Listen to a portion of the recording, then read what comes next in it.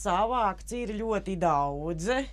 Principā no visa, kas ir mežā, sēnes ir sataisītas, dažādos veidos ceptas, sasālītas.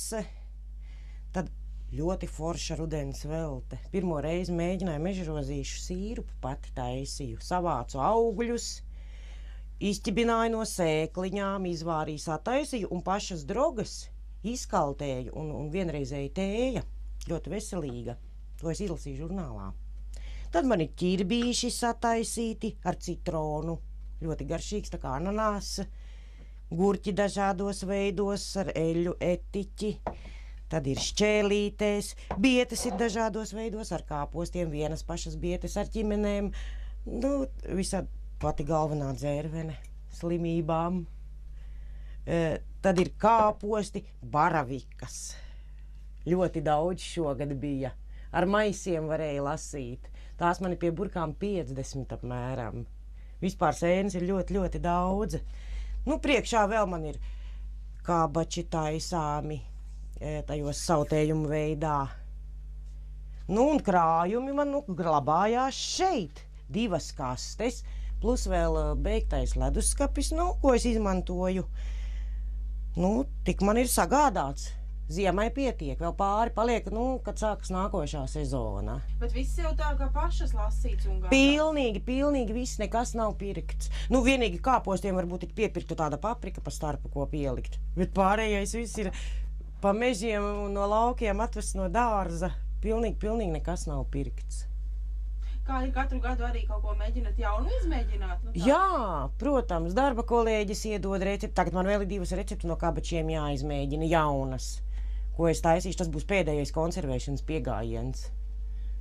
Ir jauns. Katru gadu kaut kas jauns nāk klāt. Nu, un tā arī apēdās? Protams, kad apēdās. Bērni jau ir vairāk uz zaptēm, kompotiem. Ķirbi kompotu to man pieprasīja mamma ieliet daudz, ļoti garšīgs.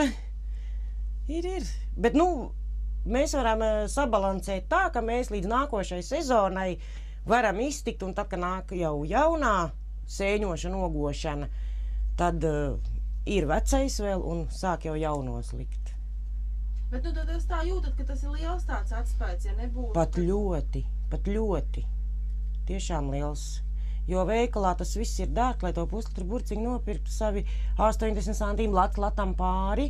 Bet, ja man ir pašai, tad es jebkurā momentā viņu varu paņemt, nevis atkarīgi no naudas. Ja man nav, tad es nevaru viņu nopirkt. Tad tā otra lieta, ar ko jūs brīvo laiku pavadat, ir dažādi rokdarbi. Kas tad tagad top? Jā, tā ir mana sirdslieta rokdarbi. Adīšana, izšūšana. Tamborēt vienīgi, gan es nemāku vienīgais. Un tad es varu parādīt, ko es esmu sādījusi bērniem. Te vēl komplektiņā nāk cimdiņi klāt, bet tie jau ir lietošanā. Dažāda veida. Zeķītes.